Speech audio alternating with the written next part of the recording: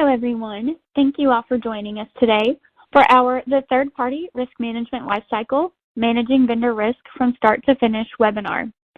My name is Jessie Redmond, and I will be your host. On your screen, you should see multiple widgets that you can use, including Ask Question, Media Player, Slides, Related Content, Speaker Bio, Request Demo, and Help. If you are not familiar with our webinars, all the widget boxes are resizable and movable, so feel free to move them around to maximize your screen space. At the bottom of your screen in the toolbar are icon buttons you can use to show and hide the widgets. You can expand your slide area or maximize it to full screen by clicking on the arrows in the top right corner of the widget. If you experience any issues or have technical questions, you can use the Help widget or submit them along with any other questions through the Ask Question widget. Don't worry, we do capture all questions throughout the session. We will be answering some during the webcast. For those that we do not have a chance to answer live, we will address with you via email. Today's live session is eligible for 1 CPE credit. If you wish to receive this credit, please remember to be logged in individually with your own credentials. Answer all 3 of the polling questions that will appear on your screen during today's presentation. Be in attendance for the entire live 1-hour session and complete the follow-up survey. We will send the link to the follow-up survey 24 hours after the live session. If you meet all requirements, we will send you your certificate within 5 to 7 business days following survey submission.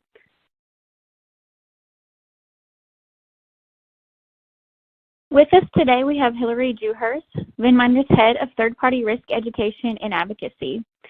She'll cover the basics of each third-party risk management lifecycle stage, onboarding, ongoing, and offboarding, and provide details about the risk identification and management steps in each stage. You'll see a link to a copy of today's slide deck, a link to our website, a link to our samples library, links to our third-party risk management lifecycle toolkit, our vendor performance management, steps and questions to ask infographic, and our third-party risk management policy templates.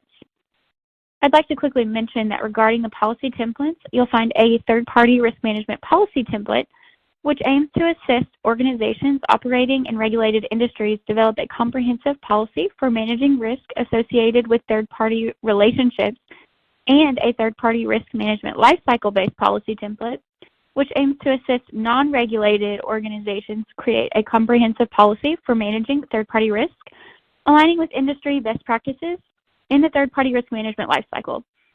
You will also find a link to our library of additional resources, all within the related content widget. And with all that being said, I'd like to hand it over to Hillary. Hillary, the floor is now yours. Well, hello everyone, and welcome to our webinar today.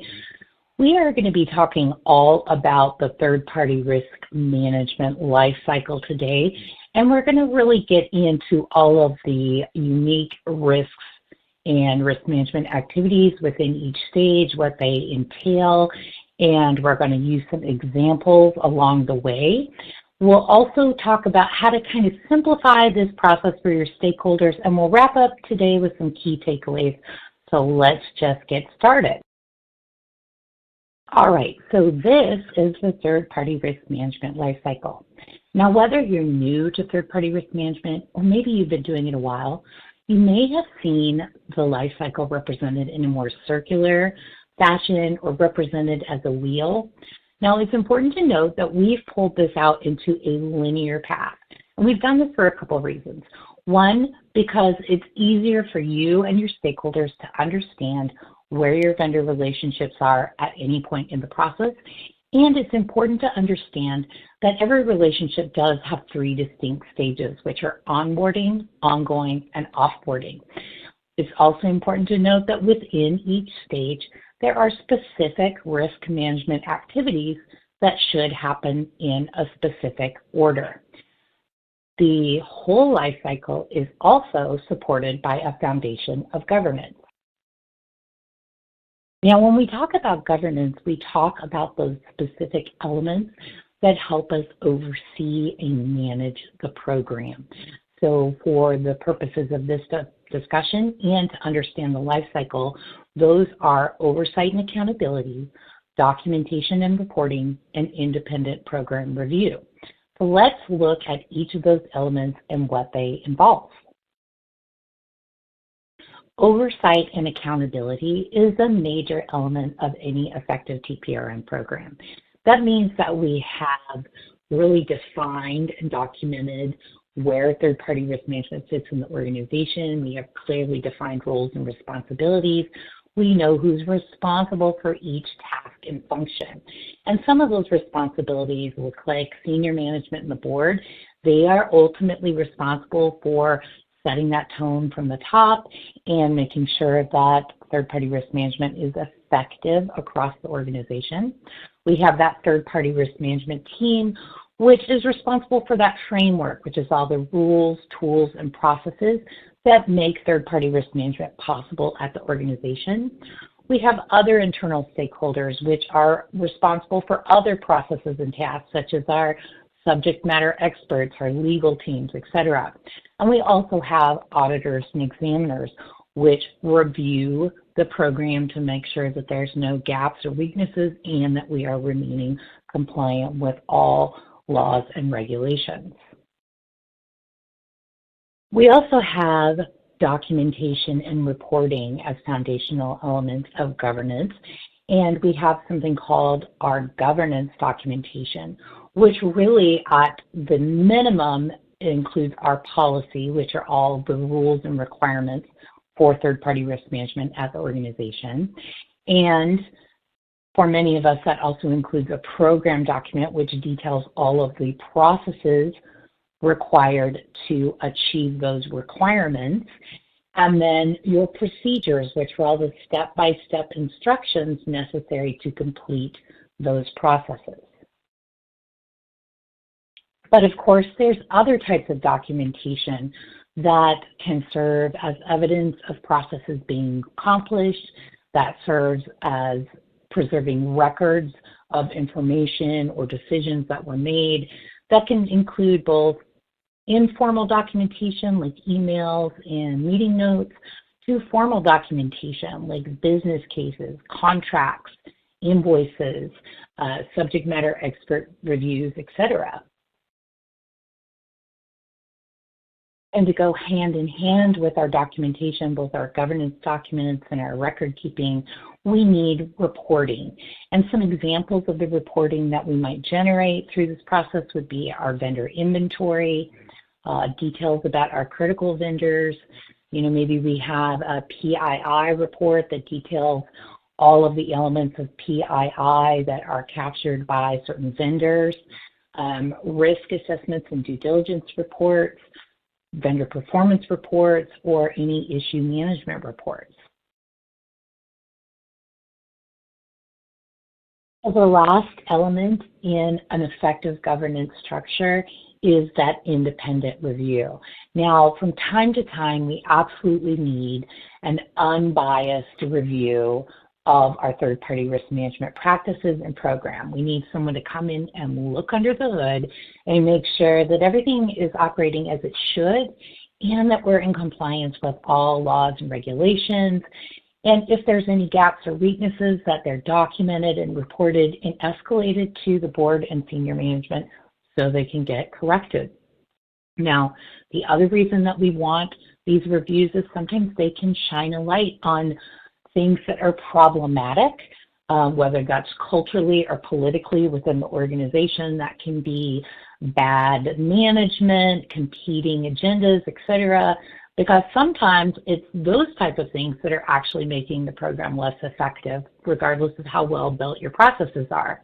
And again, whether it's internal audit or external examiners, they do have tools to incent you to correct those unwanted behaviors. And those could be fines and enforcement actions in the case of the regulators. So I know we've gone through governance really quick, but while you think about that, we have our first poll. Jessie? And this brings us to the first poll question of the day. You should see the poll question now in the slides area. If you have any issues, please feel free to send us a message using the Ask Question widget, and we will be happy to assist.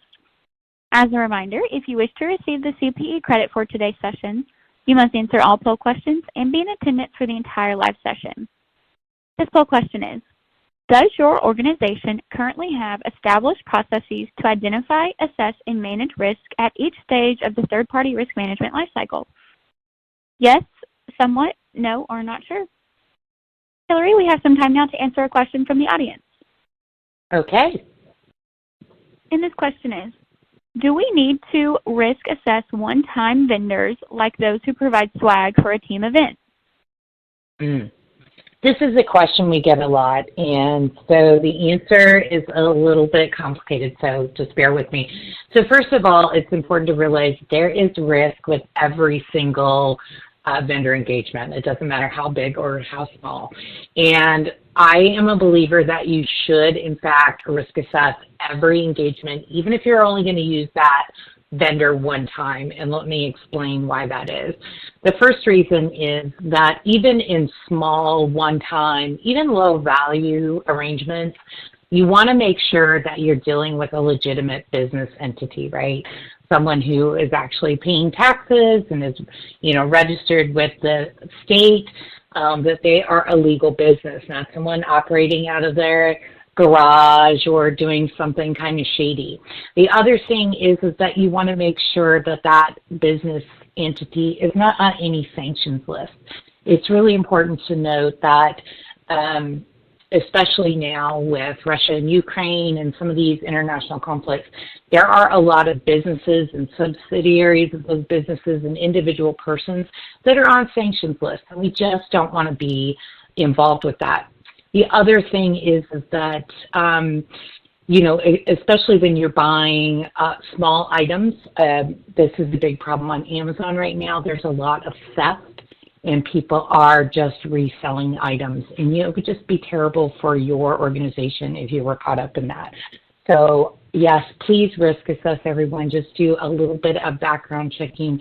Make sure they're legitimate. Make sure there's nothing hiding out. You only need to manage to the risk that you discover. So I hope that helps.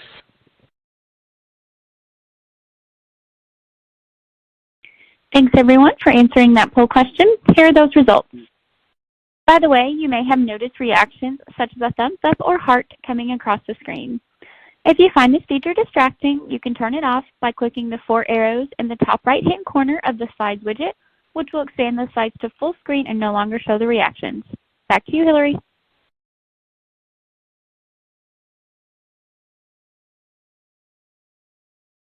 All right, as we're coming back to the actual life cycle, there's a few things I want you to keep in mind as we go through the next section. First of all, everything that we do in third-party risk management should be risk-based. That means the level of risk management should always be in proportion to the risk of that product and service, right? So the higher the risk, the more we have to do, the more we have to dive in, the more management we have to apply. In every relationship has 3 stages: onboarding, ongoing, and offboarding. The life cycle always follows a specific order, and that's because information that we gather in one stage is going to inform what we need to do in the next stage. So it's really important to follow and complete each process in order. And each stage has its own unique risks and challenges. So while you are identifying and assessing and managing risk in each stage, how you do that may be a little different depending on where you are in the life cycle. Okay, the best place to start is right at the beginning with onboarding. It's the first stage, and this is when you are bringing a new vendor into your organization. Now, this is one of the most important stages because it is going to set you up for a successful relationship or not. The activities in onboarding are planning and risk assessment, due diligence, and contracting. Now, during the onboarding phase, we are thinking about a lot of things and we're preparing for that relationship. We have to know what it is we're trying to accomplish with that product and service and identify the risks associated with it. We're also going to understand if that product or service is going to be critical to our operations and confirm whether or not the vendor has the right risk management practices and controls to manage those risks. And after we're done with due diligence, we will have a better understanding if the remaining risk is acceptable, and we'll also work on the contract to make sure that it is protecting our organization and enforcing those risk management practices and controls. So let's dive in a little deeper. All right, activities that we have to do during planning and risk assessment. So during planning, we have to identify who is going to be the vendor owner of that relationship, because that individual is going to be responsible for specific third-party risk management tasks and activities, including determining the exit strategy, completing the inherent risk assessment, and performing, performance monitoring and management, risk monitoring throughout the relationship. So we have to identify who that is. We have to identify that exit strategy. So what is the company going to do if this vendor should fail or become unavailable for a long amount of time? Are we going to just get another vendor? Are we going to bring that work in-house or just discontinue the activity altogether? We also need to determine what level of service we're going to need from that vendor. What service level agreements are we going to try and put in the contract? How are we going to measure their performance? What do those KPIs and KRIs look like? And is this vendor going to be critical to our operations or to our customers? Now, determining whether or not a vendor is critical or not should be the first step in your formal risk assessment. And again, a critical vendor is one that's going to deliver a serious impact to your organization or to its customers if it should fail or go out of business suddenly. And every vendor should either be rated as critical or non-critical. During the risk assessment activity, we have to complete an inherent risk assessment. Now, this is an internal document that's going to identify both the types and amounts of risk that are present in that product or service. And those risks might be operational risk, compliance risk, financial risk, cybersecurity risk, etc. Now, these are always internal documents. These are not something we ask the vendor to do. And it requires that we have a scoring methodology that we've developed to weigh and prioritize those risks that are going to help us get a risk rating or score. So that might be low, moderate, or high. And we use those scores to do two things. One, to tell us how much due diligence we need to do and how we're going to manage and monitor that relationship in the future. All right, as we've been told many times in our webinars, people love working examples. So to help make the lifecycle information more relevant to you, today we are going to use a working example of this imaginary cloud services company, and we're going to apply all the activities as we go along. So today, we're talking about XYZ Cloud Services. They provide a broad range of cloud services, including public cloud storage, cloud computing and infrastructure. And our imaginary organization is thinking about using XYZ so they can get a more secure remote working environment, that they'll have a more scalable solution. They want to reduce some of their costs, work on their business continuity and resiliency, and improve network security. So let's see how our imaginary organization can apply XYZ cloud computing in the risk management lifecycle. All right, so here we are in planning and risk assessment. So the first thing is, who's going to own that vendor relationship? Well, Chris Smith is going to be our vendor owner. He's going to be responsible for identifying, managing, and monitoring all vendor risk. He's going to work to negotiate and execute the contract. He's going to do that with legal, and he is managing and monitoring all of the performance. So if the XYZ fails, what is the organization going to do? Well, he's decided that they're going to move to another cloud provider. He has to identify a backup and create a realistic and actionable plan. Basically, what would it take to move to another vendor? How long would it take? What would it cost? So would this cloud provider be critical to the organization? Yes, it would be critical. So because it can't be out for more than 24 hours. There's lots of operational risk there. The customers wouldn't be able to access their accounts, so that there's a big customer impact there. And if the customers can't access their accounts, there might be some regulatory impact. So yes, it's definitely critical. What types and amounts of risks are present in that cloud services product? There's information security risk, regulatory risk, business continuity, privacy, reputation, and financial. And because it's a high risk product or service, how will they need to manage the relationship? Well, we're going to need extensive due diligence. We're going to need an annual risk reassessment, updated due diligence, quarterly performance reviews, business continuity and disaster recovery review, and comprehensive risk monitoring.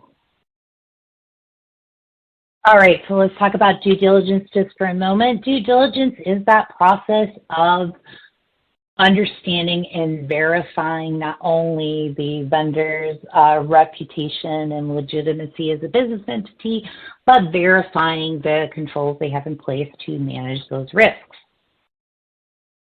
And due diligence is a multi-element process, and it has different components. The first one is the vendor risk questionnaire. This is an external, usually very comprehensive questionnaire that goes out to the vendor, asking them all sorts of detailed questions about their risk practices and controls. The vendor also is requested to provide documentation as evidence of those risk practices and controls, and that would be things like their policies and procedures, SOC 2 Type 2 reports, BCP, DR planning, test results, compliance training, how they do their background checks, etc. Those two pieces of information are provided to subject matter experts who then review, assess, and analyze the controls based on the evidence they've been given, and they provide a qualified opinion about the sufficiency of those controls.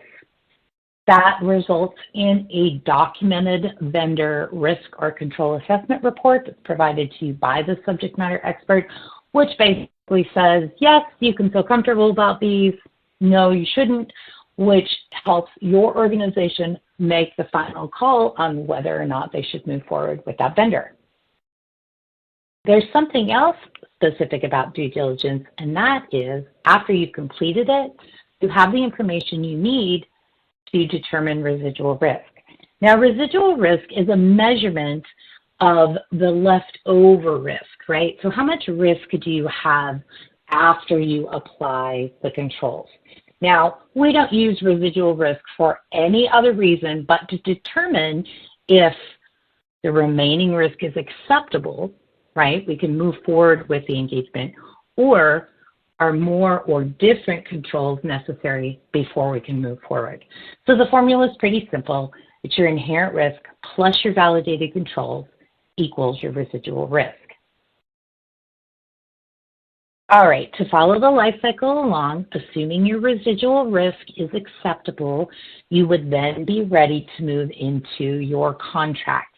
Now, again, your contract is always going to be one of your very best risk management tools. So it needs to be well written and well negotiated. And we always want to make sure that we have the following information in our contract. We need to address regulatory compliance, cybersecurity, specific notification language around data breaches or cyber incidents.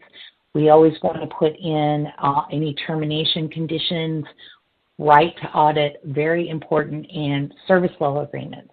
Now, let's go back to our example and see how they handled due diligence and contracting. All right, so based on the risks that they identified in their inherent risk assessment, they needed to do very robust due diligence, not only because it was high risk, but because it was also critical. So, full cybersecurity review, big review of business continuity, plans and testing, full compliance review, really robust look at their financial health, reputation reviews, et cetera. So they're going to be looking at all the policies and procedures, the SOC 2 Type 2 report, all the network diagrams, audited financials, et cetera. So after the subject matter experts take a look at that, what were these reviews satisfactory? So in most cases, yes. However, their SOC 2 Type 2 audit had expired, right? They've offered a bridge letter, which are good for 6 months, and a new report will be available in 3 months. So the SOC 2 Type 2 is kind of verifying some very essential controls. So is the residual risk lower than the inherent risk? Well, we couldn't verify the controls, so actually, no, it is not lower because we're still missing that current SOC 2 Type 2 report. So we need some additional remediation. We're going to monitor them more frequently, and we're going to add some contractual requirements to address that missing SOC report. So in that contract, we are going to put a time-bound resolution of the missing SOC. We're going to make sure we have right to audit, breach notifications, all of the things that we mentioned in that contract. So once you've signed your contract and you move into that business as usual, you are in the ongoing stage. And this is where most of our relationships are for most of the time. And this is where we're constantly checking in on our relationships to see if there's any new or emerging risk. We're looking at their performance. We're considering the industry. And we're also thinking about the benefits of the product or service. Now, during risk reassessment, this is about at least once a year for critical and high risk. It can be up to 18 months for moderate and even longer for low risk. We want to check in and revisit that inherent risk assessment to make sure that nothing has changed, right? We're looking for any new or emerging risk, changes to the product or service. And even if nothing has changed, we just need someone to confirm that. Now, just like the inherent risk assessment, we also need to periodically check in and do due diligence. We also want to make sure that we have the most updated and current version of all the controls. So if we do know that there's a change of risk, new or emerging risks, we want to get new documentation as evidence of controls. We also want to make sure that we have the most current version of controls, because controls can change or degrade over time. We also want to make sure that we're doing this on a regular schedule. It should be done at risk assessment, or at the very least before there are any contract renewals. So let's go back to our fictitious cloud provider. Let's go to their risk reassessment. So were any new risks identified? Yes, actually. So now XYZ is running a backup data center offshore. So that's brand new since the last time we looked at them. And we're thinking about offering some data storage benefits as a new customer benefit. That's completely brand new. So we're going to have to look at a whole new host of controls and regulatory considerations as we move forward. And the next question is, do we have the most current due diligence documents? No, their compliance policy is more than 3 years old. That's really not acceptable. They don't have an updated and tested BCDR plan. It's more than a year old. We need current audited financials, and they do not have a complete network penetration test for the offshore facility. So we've got quite a bit of insufficient or incomplete documentation there. So do we need a new SME vendor risk review? Yes, absolutely. We need a full one for financial health, compliance, and cybersecurity. And do we require any new or additional vendor remediation controls? Absolutely. So as we mentioned, we have all of this missing stuff. We have a lot of questions. And so there's quite a lot of work for us to do for this risk review and due diligence period. All right, so beyond those periodic formal risk reviews and due diligence, we also have to continue to monitor risk and performance all the time. We do this for a couple of reasons. One, we want to make sure that the value of that relationship remains consistent throughout the relationship, right? We're still getting the benefit, the performance is still where we need it to be, but also because risks can pop up and change at any time. They don't necessarily follow a schedule. So let's go back to our example and see what that might look like. All right, a couple months after our formal risk reviews, we are asking ourselves constantly if there's any new or emerging risks or if there's been any incidents. And you know what? There has been one. There has been a new SEC regulatory requirement for breach notification. So we want to make sure that XYZ is aware of that and they're compliant. But the other thing is that they were affected by the Move It breach, right? So that's a little bit of a problem. We want to know what the plan is to address that breach. They're going to add the notification requirements to their policy. We're going to do an amendment to the contract, whatever it may be. And they continue to provide us updates on their remediation efforts, and we'll do so until it's closed. We also want to know if they're receiving regular performance management reviews. Yes, they are. They're critical. We do those every quarter. We're confirming that that's the case. And as part of that, are they meeting all their contractual SLAs and performance expectations? And actually, they're not. They had some unplanned downtime, which resulted in them missing a critical SLA. So what are we doing about that? Per our contract, they are required to apply a rebate for that unplanned downtime. So they're going to apply that to the May invoice.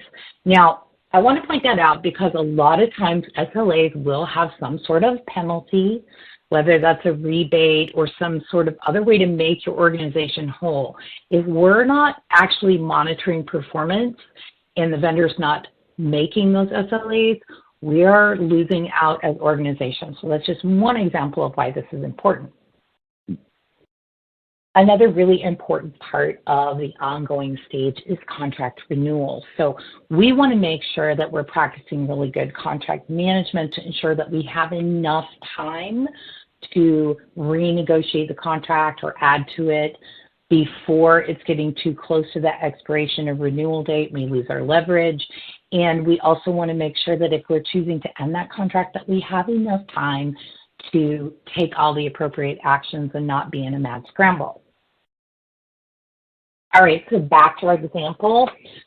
We have to ask the question about when our contract with XYZ is going to expire. It's a 3-year contract. It's set to expire next May in 2025. So we want to hold a midpoint contract review. That means we have to do that this May in 2024. So when are we going to make a decision about whether we're going to renew or renegotiate or end the contract?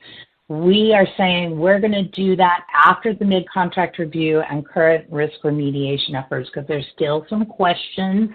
And if we do decide to renegotiate, when do we have to begin that process? So we're saying no later than October because we want to make sure we have optimal time to either get favorable terms and get that contract written in a way that protects us or find another vendor. All right.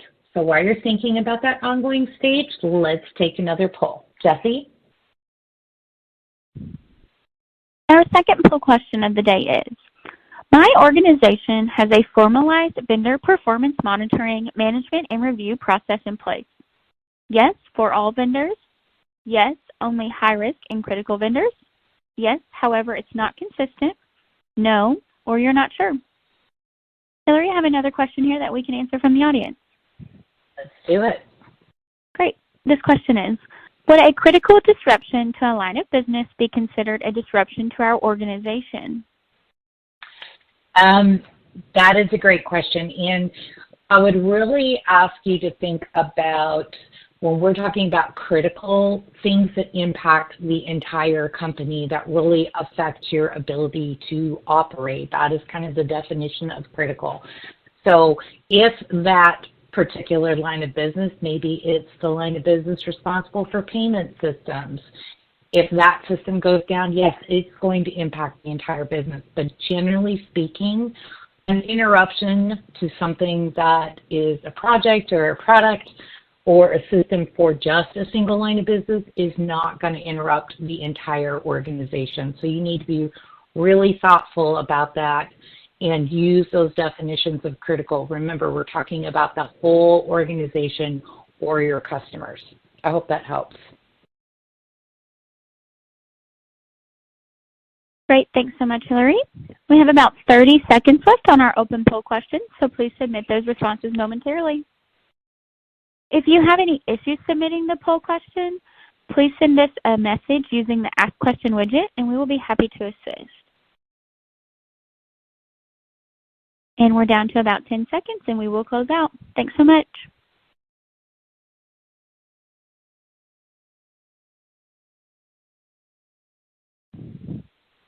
Okay, here are those results.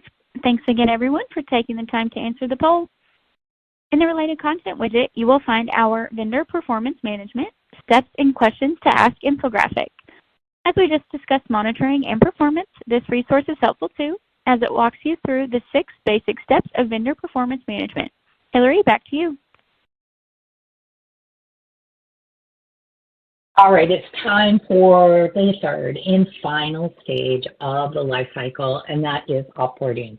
Now, just like everything else, all vendor relationships eventually come to an end, whether that's because the project is sort of naturally wrapped up or you've decided to use a different vendor for maybe pricing reasons, or maybe you've terminated a contract for cause. Whatever the reason is that offboarding can pose a lot of different risks, and it's important to really handle all terminations in a specific way to minimize those risks. So that means planning carefully, reviewing your contract, and doing certain things in a certain order to get the best result. So let's go through the activities and order of those activities in offboarding process. The first activity, or the first step, is termination, but within the termination activity, there is an order of things you need to do. So the first thing is to review your contract to make sure you understand all of the rights and obligations, not just for you, but of the vendor as well, and to make sure that you're within the contractual notification periods, making sure you understand exactly when the contract will end based on that notification period. And we always want to, whenever possible, notify that vendor first, verbally, have a phone call, have a meeting, provided that is acceptable to your legal department, before we send the official written notice of termination. Now, this next activity is called exit plan execution, but I do want to point out that in order to execute a plan, you have to have a plan in the first place. Now, if you remember in onboarding, we said one of the first things you do in planning is identify an exit strategy. Well, your exit plan is the documented plan to achieve that strategy. So how are we going to move to another vendor? How are we going to bring that stuff in-house? How are we going to shut down that activity? And the plan should be very detailed and should call out all of the roles and responsibilities of both you and your vendor to achieve that strategy. It should really consider things like the vendor's return or destruction of sensitive data, revoking all access to networks, data, and physical locations, any return of equipment or inventory or any other asset, and anything that you or the vendor needs to do to transition to another vendor, bring that activity in-house or shut the activity down. Don't forget to include communications to your stakeholders, and you need to have contingency plans in the event the vendor cannot or will not fulfill their duties. So just a note on this, it happens. It's not always that the vendor just decides not to do what they said they were going to do, although that does happen. But in some instances, they cannot. I personally have been in a situation where during a termination, the vendor lost too many staff members to fully complete the exit plan as they had promised, and we literally did not have enough people, we did not have enough staff to move forward as planned. So you need to have contingency plans in place. So let's go to the next step. This last activity is referred to as keep your arm closure, which is essentially just tying up all those loose ends at administrative details to finally put the relationship to bed. So one of the first things is to really thoroughly review and pay all of those final invoices Make sure that all of the charges are allowable, that they make sense, notifying accounts payable that that is the last payable invoice, making sure that all of the vendor records and information are organized and properly stored so that you can get them later, maybe for an audit or litigation even. And then finally, to make sure that the vendor status in all systems is properly updated. So for sure your third-party risk management system, but also systems like accounts payable and even procurement systems. Like we don't want that vendor who was terminated for cause to be invited into an RFP, when they've done something that caused us to cancel their contract. We also want to make sure that they've been eliminated from all of the access provisioning systems, right? So we want to make sure that all of the card access was cut down, for example. So that is going to be the end of the life cycle, but let's go back to our example one more time. Well, because of some problems we had with XYZ on that Move It data breach, we did determine that we were going to terminate them. So the first question was, did we thoroughly review the contract? The answer was yes. We worked with legal. We determined we were within our rights. Did we notify the vendor in writing within the contracted notice period? Yes, we did. The termination is effective within 60 days. Do we have a thorough and documented exit plan? Yes. Chris Smith has provided a detailed plan with all the contingencies to operations, information security, and facilities management, TPRM. Those are all the stakeholders. He's identified which systems are going to need to be updated, so that's third-party risk management, accounts payable, access management, facilities badging, contract management, sourcing, and procurement. And then where can auditors or examiners access the vendor records if necessary, and they are all being held within the third-party risk management system. All right, we've gone through an awful lot. We're going to go to our last poll of the day. Jessie? Our third and final poll question is, does your organization have documented requirements for managing contract dates, including reviews and renewals? Yes, no, or not sure. Hillary, let's answer one more question from the audience. Sure. And this question is, so when we are reporting risk to our management, do we report the inherent risk or the residual risk? So it's really important to make the differentiation that residual risk is only a measure to notate your confidence in the control. So when we're talking about risk across the vendor portfolio, we only want to talk about the inherent risk. Now you can report the residual risk as a way to show, yes, the controls are effective, or this is what the program is doing to sort of reduce some of that risk. But ultimately, we always manage to that inherent risk. We always set all of our routines around that inherent risk. So unless your management and your board have a really strong understanding of residual risk, which you can certainly provide to them, just make sure that you are really focusing on that inherent risk, because after all, those controls can change or, even become unstable over time. And we don't want anyone getting a false impression that there's less risk than there actually is. So focus on that inherent risk. I hope that answers the question.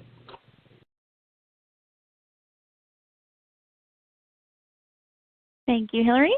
We're down to about 15 seconds left on this open poll question. Please submit those responses momentarily. Thank you.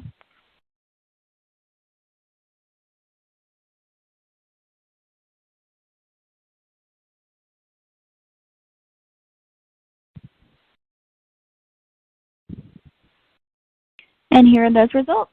Thanks again, everyone, for answering this question. Before we continue, I would like to remind everyone that we have our third-party risk management policy template and our third-party risk management lifecycle-based policy template available for download in the related content widget. Let's continue with the presentation. Hillary, back to you. Thank you, Jessie. All right, so as we come back, first of all, I want to acknowledge we have gone through the life cycle very rapidly today, but I hope that you have at least had enough of a taste of the stages and activities to understand how it all progresses and works together. But I did want to share some best practices that will help make your third-party risk management practice more effective overall. The first one is to make sure that there is awareness at the senior management and the board level. So for many of us in regulated industries, there is a requirement that the board is involved. At the very least, they should be approving the policy and they should have awareness of the critical vendors. But we do depend on the board and senior management to set that tone from the top. So regardless of your industry, having senior management and the board involved is always a best practice. The next thing is to utilize reporting, right? So as we say, third-party risk management is only as good as the data driving your practice. So we need to make sure that our stakeholders remain informed, and effective and timely reporting helps them make better decisions and helps us manage risk more effectively. The next best practice is to make sure that your risk assessments are happening and that they're happening on time. So that initial inherent risk assessment happens during onboarding is essential for helping us understand how to set that due diligence, but also how to manage that relationship. But those periodic risk reassessments need to happen so that we can identify any new or emerging risks. And if they're not happening on time, that is expanding the threat of those risks. So keep a schedule, stick to it, and make sure that it's compliant with your policy and aligns with those regulatory expectations and best practices. The next thing is document everything. Keep good records. Basically, as they say, if you didn't document it, it didn't happen. So do your best to stay organized, keep good records, and keep good documents. And then the last one is follow that life cycle. It is really a great roadmap to make sure you're considering risk and mitigating it and managing it throughout the entire relationship. Now, whether you're brand new to third-party risk management or you've been in it a long time, what you probably know is that third-party risk management is complex and it has a lot of interdependent processes and activities. It also involves a lot of different stakeholders. And so all those stakeholders across the organization, the ones we depend on to help make everything work, we need to keep it pretty simple for them. And one of the ways to do that is to share the life cycle with your stakeholders to really help them understand not only the stages of the life cycle, but how these activities progress and what happens in each of these activities. Moreover, it's important to make sure that they clearly understand their roles and responsibilities and how they might participate in each of those activities. That can be done in your governance documents. So all the roles and responsibilities and the rules and requirements should be in your policy, but also further explained in things like your program document and your procedures. And of course, using reporting that really helps keep people on track and informs those stakeholders of what's expected of them, what's coming up, and status. That is an excellent way to keep it simple. And then also limiting process exceptions, right? Because when we stick to the process, it helps people know what to expect and what is expected of them. All right, as we wrap up today, here are some key takeaways for you. The first one, the third-party risk management lifecycle has been designed to make sure that the right processes are occurring at the right time and in the correct order. If we follow it, we're going to get it right. So across that life cycle, risk identification, assessment, management, and monitoring are required at every stage of the life cycle. Just how you do that may be slightly different. Inherent risk is present in all products and services and vendor relationships. So we need to identify what that is.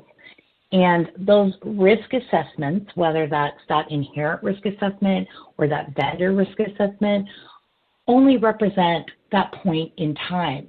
So vendor risk is always changing. So periodically we need to reevaluate that and we need to monitor it all the time. That is another reason why we need to keep our due diligence documents current so that we are sure that we have the most recent version of those controls. And we also need to manage performance because poor performance can also often indicate that there's hidden risks or new or emerging risk. Also keep in mind that that contract is an essential risk management tool, so we need to pay attention to them and make sure that they're written in a way or negotiated in a way that protects our organization and our customers. And then finally, your termination process should include detailed exit plans that include contingencies. And with that, I'm going to turn it back over to Jessie for Q&A. Jessie? Great. Thanks so much, Hillary. Before we dive into more questions and answers, I would like to thank everyone for attending. I would also like to thank Hillary for her time in sharing some important information. On your screen now, you will see our upcoming webinars. On April 16th, 17th, and 18th, our third-party risk management bootcamp. And on April 30th, our Protecting Your Credit Union with Vendor Risk Assessments webinar. We hope you'll be able to join us for those sessions. A link to register for those is in your copy of today's presentation slides. Let's now go ahead and answer some more questions that have come in during the session.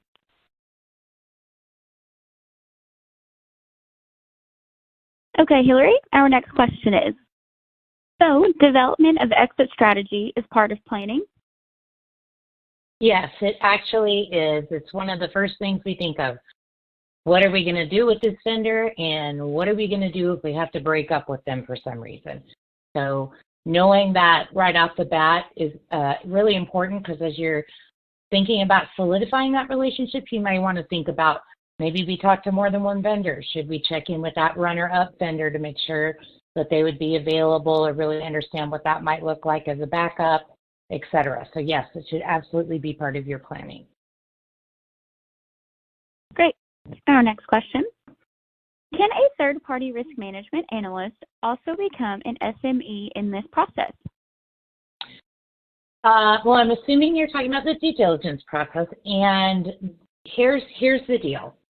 So subject matter experts should be professionals. They should be, credentialed, qualified individuals. Third-party risk management analysts certainly could be qualified person in the area of third-party risk management, for one. That's definitely an area that we want to look at for a lot of our vendors, is how are they running their own third-party risk management programs. We just want to make sure that we're not, assuming a bit about cybersecurity, so I'm going to go in and do that review. It really should be someone who has professional certifications or credentials that acts as a subject matter expert. I hope that's helpful. Great. Our next question. If there are different views or conclusions on the results of the ongoing risk monitoring, who should have the final say? The vendor owner, vendor management, audit, SME, etc.? So generally speaking, if there's any kind of conflict, let's say the vendor owner is not in agreement with, third-party risk management idea that they need increased monitoring or additional resolution, they probably would bring in a subject matter expert to provide their qualified opinion. And you've got to remember that third-party risk management does serve a bit of an oversight capacity. And so ultimately, if the subject matter expert on third-party risk management said, yep, we think, this is the case, then their word should go. They should be the deal breaker. But remember, third-party risk management, vendor management, it's a team sport. There's a lot of collaboration that's required. But ultimately, as second and third line, kind of roles, they will be able to sort of set those requirements if, there's a question. So hopefully that helps. Okay, great. Our next question here. Once I have performed the inherent risk profiling due diligence, then the residual risk were captured, how do you plan to calculate the final vendor rating? Okay, so this is a great question. I'm glad you asked because I think we went through residual risk very quickly, so I just want to take a minute here. Residual risk is something we calculate to determine if we as an organization feel good enough about moving forward with that contract or that agreement or that engagement, right? It's kind of saying how confident are we in the controls. It is never to be used to recalculate the risk of the vendor. That inherent risk of the vendor is their final risk rating, okay? There are so many reasons for this, and please do not start creating reformulated risk ratings based on your residual risk rating. That can get you in trouble both from an audit and regulatory perspective because you are basing it off of one-time assessed risk controls, which can degrade or fail or prove ineffective over time. So we need to manage to the risk that we know is there. So your inherent risk is your risk rating. You can say, hey, look, our residual risk, we had a high risk and we applied our processes and due diligence and the control said it was moderate, and that shows that we're doing our process. Okay, that's great, but please do not ever replace your inherent risk rating with something else. I hope I'm clear on that, and I hope that helps. Great. I think we have time for one or two more. And the next one is, we are just building our vendor risk program. What is the first step we should take? Well, I hope this isn't, too obvious, but the very first thing you need to do before building your program is to get a really good list of all your relationships. You really need to understand what you're dealing with there. And sometimes that can be one of the hardest steps.